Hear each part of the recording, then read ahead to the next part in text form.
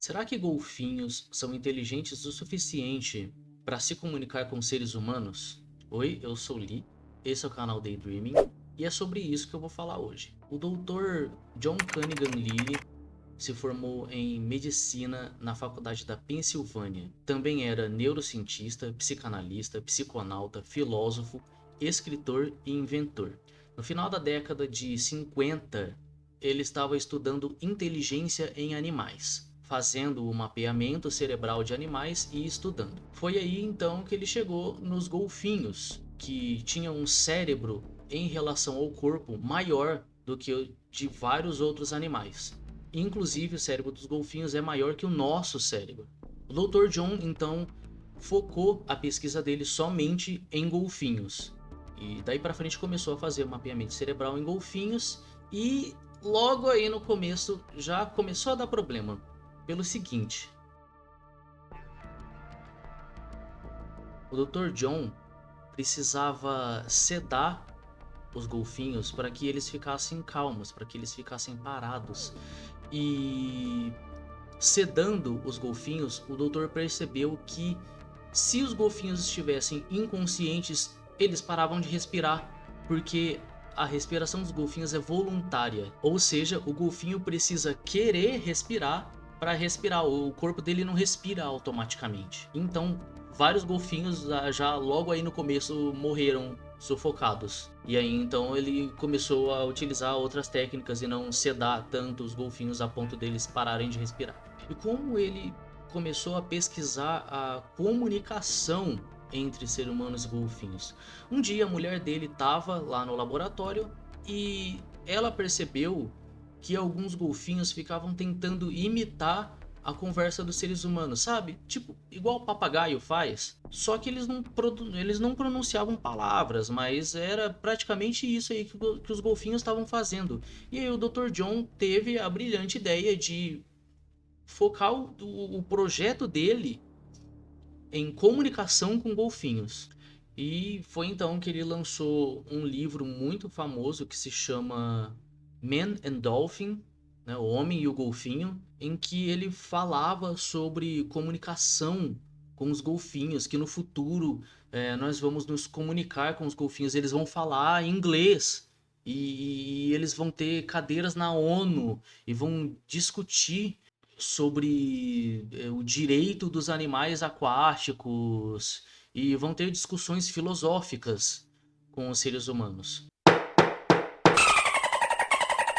Esse livro acabou chamando a atenção de umas pessoas importantes, assim, sabe? Tipo Carl Sagan, astrofísico aí muito importante na história, e Dr. Frank Drake. Não sei se vocês conhecem o Dr. Drake, mas ele é um astrofísico também. Ele foi o pioneiro na busca por inteligência extraterrestre, por vida fora da Terra. Ele trabalhava na NASA e foi ele que criou aquela equação que nós chamamos de equação de Drake. O que é a equação de Drake? É uma equação que baseada em variáveis, consegue calcular o número de civilizações inteligentes que a gente consegue encontrar no universo. O Carl Sagan, o Dr. Frank Drake e o Dr. John fizeram uma reunião e eles até saíram de lá se chamando de a Ordem dos Golfinhos, né? E eles conseguiram que a NASA fizesse um financiamento desse projeto. Então, além do dinheiro do próprio John, também tinha o dinheiro da NASA aí nesse projeto.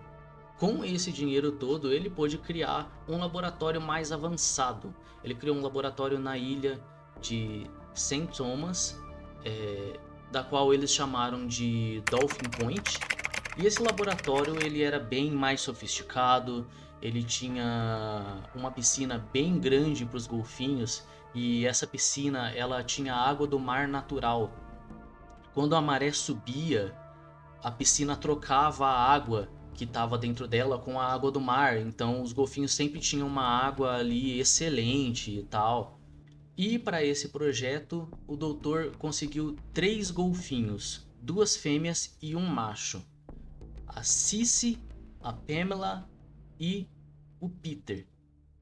Coisa de alguns meses depois que eles abriram esse laboratório, já era 1964, uma moça apareceu lá no laboratório do nada, uma jovem de 22 anos, chamada Margaret Howe Lovat, e ela apareceu lá e ela queria conhecer o laboratório. Ela morava lá na ilha, é, é uma ilha relativamente pequena. Ela chegou lá e esse laboratório aí, quero dar uma olhada aí dentro aí, não posso olhar não. O Dr. John deixou ela entrar, falou: "Ah, entra aí, você quer ver os golfinhos? Olha lá, os golfinhos, pá, tudo". E essa moça, ela começou a fazer comentários extremamente inteligentes sobre os golfinhos. E o Dr. John e a equipe de cientistas que trabalhavam com ele gostaram da moça. E aí o John chamou ela para trabalhar lá com os golfinhos. Mais especificamente com o golfinho Peter, o macho. Foi designado a ela a tarefa de ensinar inglês pro golfinho. Não é assim, ensinar ele a entender palavras em inglês. Não, é ensinar o golfinho a falar inglês, a pronunciar palavras em inglês e ter uma conversação real com o ser humano. Tá bom, né? Vamos lá. Década de 60, né? Eles escolheram o golfinho Peter porque ele era o mais jovem, ele tinha 6 anos de idade, ele era praticamente um adolescente e ele não era treinado. As outras 2 golfinhas, elas eram treinadas, eram um pouco mais velhas e elas participaram de um filme que se chama Flipper. Inclusive uma delas era até um pouco estressada com os seres humanos, ela tinha um certo trauma com seres humanos, talvez por conta das gravações do filme, né? E por incrível que pareça, isso até que começou a dar certo. O golfinho, o Peter, ele tentava pronunciar as palavras. Ele não falava exatamente as palavras, mas ele ficava imitando as tônicas das palavras. Vê aí o vídeo dele tentando falar. Hello. Hello. Clearly, Peter. What's wrong? Come on. Todo mundo ficou maravilhado com isso. Nossa, eles estão ensinando realmente. A gente está conseguindo ensinar um golfinho a falar inglês. Isso vai ser fantástico. E a Margaret estava tão focada em ensinar inglês pro golfinho Peter que ela decidiu se mudar pro laboratório. Ela chegou no Dr. John e falou: "Doutor, eu acho que seria interessante eu me mudar para cá e trabalhar em tempo integral com o golfinho". Ela queria que a relação dela fosse como uma relação de mãe e filho. Uma mãe ensinando um filho a falar. Ela então se muda para o laboratório. Eles fizeram um quarto onde dava para ela e ele conviverem juntos. Adaptaram uma cama no meio do cômodo onde ela ficava e alagaram o andar todo do laboratório com água. Então o Peter ficava nadando ali no chão, na água, mais ou menos na altura do joelho, na altura do meio das coxas ali, e ela ficava nessa cama, né? Não é uma situação muito boa para um ser humano, mas enfim, deu certo. A relação deles se estreitou bastante, né? Depois dessa adaptação do laboratório, mas a relação entre eles não estava parecendo muito bem uma relação de mãe e filho. Lembra que eu falei que o golfinho Peter, ele é meio que um adolescente? Ele tinha 6 anos, na idade de golfinho, 6 anos é um adolescente, e ele tinha tesão na Margaret. Ai, que delícia! Ai. Durante as aulas, o golfinho começava a apaldurecer e ficava tentando se esfregar na moça. E o que eles tinham que fazer? Eles tinham que pegar o golfinho, ele ficava agitado, aí ele já não prestava mais atenção nas aulas, porque ele queria outra coisa, né? eles tinham que pegar esse golfinho e levar ele para a piscina lá de baixo, porque o andar onde ele ficava era em cima, a piscina era embaixo. A piscina onde ficavam as outras duas golfinhas. Então, eles tinham que colocar ele num elevador, o que não deve ser nada fácil colocar um golfinho num elevador. E isso demorava algumas horas, inclusive. O processo de colocar o golfinho no elevador, descer ele, colocar ele lá com as outras fêmeas, até que ele se acalmasse com ela. Eu não sei muito bem os detalhes, se ele fazia alguma coisa com as outras golfinhas lá, ou ele só tentava e elas ignoravam ele, mas ele se acalmava lá com elas. E a Margaret não estava gostando disso, porque ela se mudou para o laboratório para trabalhar em tempo integral ali com o golfinho, e aí isso acontecia, e acontecia com bastante frequência. Então eles acabavam perdendo muito tempo, e ela teve uma brilhante ideia de oferecer uma mão amiga pro golfinho. É isso mesmo que vocês estão pensando.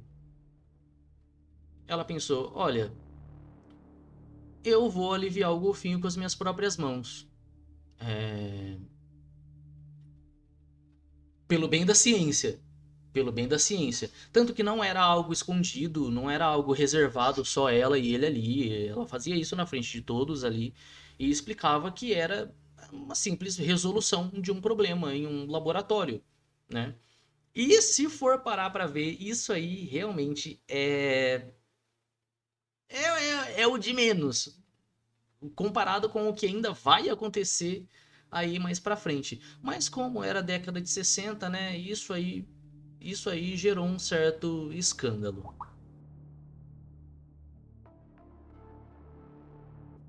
Por que que isso era o de menos? Porque é o seguinte, o Dr. John, ele usava LSD, né? Recentemente ele foi apresentado aí ao LSD e ele estava usando LSD e tal, na época não era proibido, então ele usava e tinha ali as viagens psicodélicas dele. E segundo ele, o LSD expandia a mente dele. Cerca de mais ou menos 10 anos atrás, o Dr. John Lilly tinha inventado o tanque de privação sensorial. O que é um tanque de privação sensorial?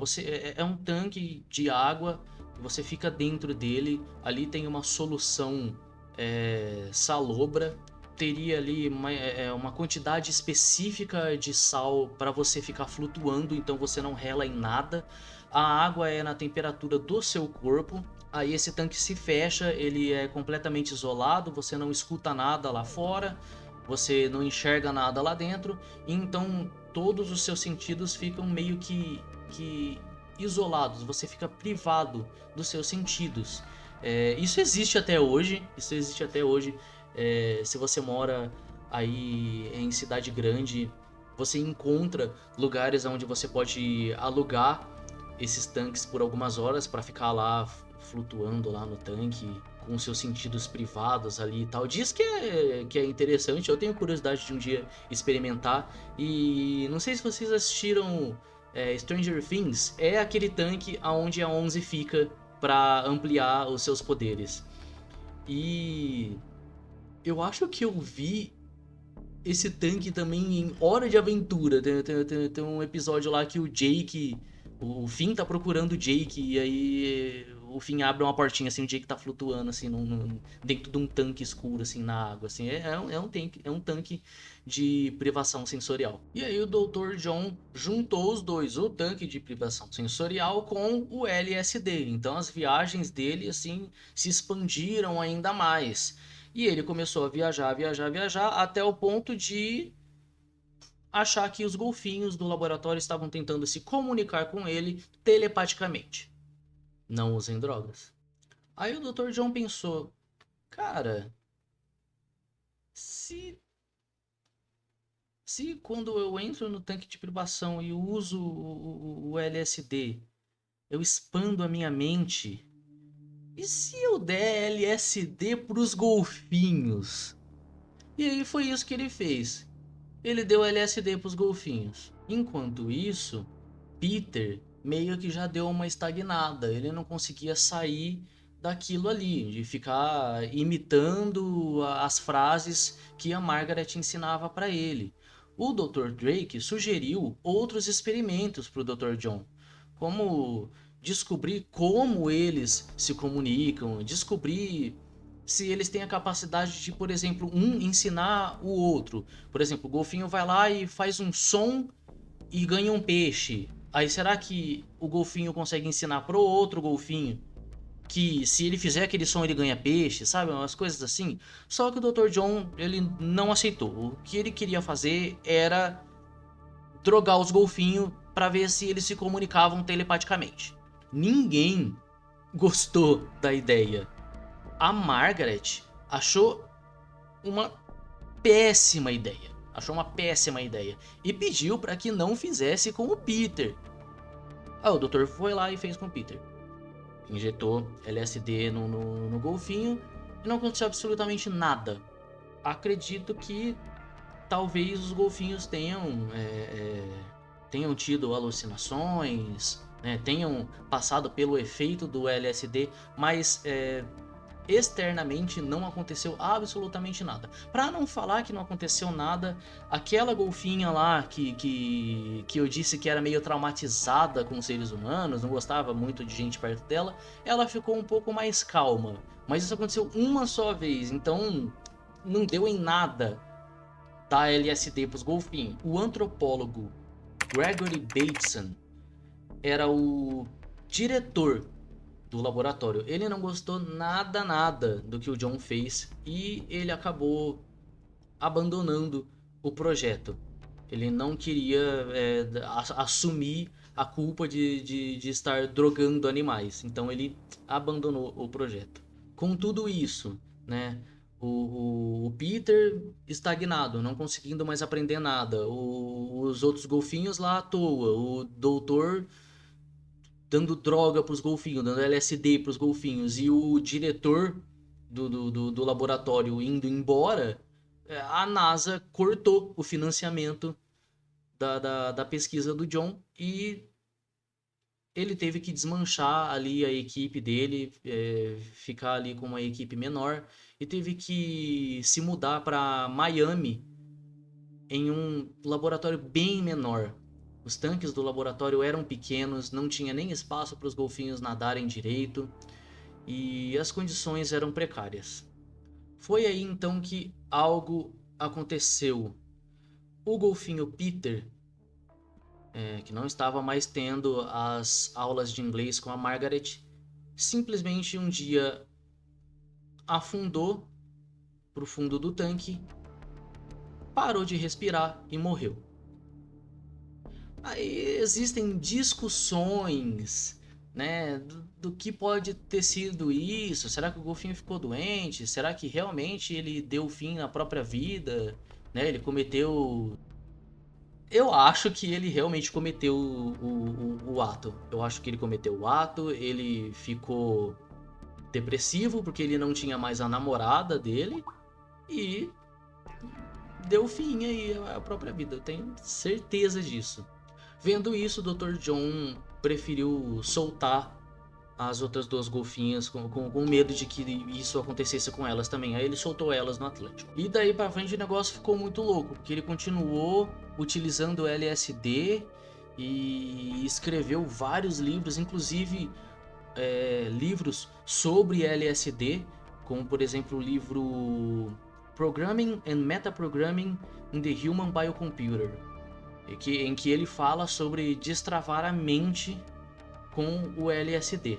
Mais tarde ele lançou um outro livro também muito famoso aí que se chama The Scientist. Essa época aí do livro The Scientist, o LSD foi proibido e ele começou a utilizar um outro composto que se chama ketamina. Em alguns lugares você vai ler cetamina, né? A ketamina ele chamava ela carinhosamente de vitamina K. Nessa época que ele começou a utilizar a ketamina, ele escreveu esse livro The Scientist. e ele escreveu um livro sobre ele, só que em terceira pessoa. É um livro muito maluco. E ele fala ali sobre entidades cósmicas. E tem uma entidade lá principal que se chama Echo, que é uma sigla. É uma sigla de alguma coisa lá. E essa Echo, ele diz que ela não curte que ele fique utilizando, né, a ketamina. Então chega uma época aí que ele dá um tempo da ketamina e para de utilizar ela. Quando ele para de utilizar a ketamina, ele tenta um novo projeto com golfinhos. Dessa vez um pouco mais pé no chão. Ele tentaria inventar uma língua em comum entre seres humanos e golfinhos para se comunicar com eles. Aí sim, pô, um projeto bem mais pé no chão, bem mais da hora, mas ele não tinha dinheiro, ele não tinha financiamento de ninguém e teve que novamente fechar o laboratório e soltar os golfinhos no mar. Daí pra frente ele lançou vários outros livros, aí ele tem bastante livros falando sobre golfinhos e tudo mais. E a Margaret, ela se casou com o fotógrafo da equipe lá do Dolphin Point. Eles compraram o laboratório e transformaram ele numa casa e tiveram 3 filhos e cuidaram desses 3 filhos lá no laboratório aonde a Margaret morou com o Peter. Inclusive o Dr. John, ele também tem 3 filhos, né? No decorrer aí da vida dele toda, não foi depois só do projeto, no decorrer da vida dele toda ele teve 3 filhos e uma das filhas dele se chama Pamela Lily Krantz. Será que ele colocou o nome da filha de Pamela em homenagem a uma das golfinhas lá, a Pamela? Mas enfim, o Dr. Lily, ele morreu em 2001, aos 86 anos. Deixou aí vários livros. O projeto, apesar de ter sido uma loucura, ele serviu para descobrirmos algumas coisas sobre golfinhos, sobre a respiração voluntária dos golfinhos, também sobre a depressão em animais, né, sentimentos em animais, já que nós podemos perceber que o golfinho, o Peter, né, ele ficou realmente depressivo e deu fim à própria vida. Então, quanto mais inteligente o animal, parece que mais capacidade de entender a situação atual dele ele tem, né? E inclusive até mesmo tirar a própria vida. Hoje em dia existem outros projetos que visam a comunicação dos golfinhos, projetos que são bem melhores e bem mais éticos do que o projeto Dolphin Point do Dr. John. E são criaturas que com certeza merecem aí bastante estudo sobre eles para quem sabe um dia eles terem ali a cadeira deles na ONU e discutir aí sobre os direitos dos animais aquáticos, né? Bom, mas era isso que eu queria falar para vocês. Se você assistiu até aqui, muito, muito, muito obrigado. Não se esqueça de se inscrever no canal, dar um like e compartilhar esse vídeo com quem você acha que seria interessante assisti-lo. Falou!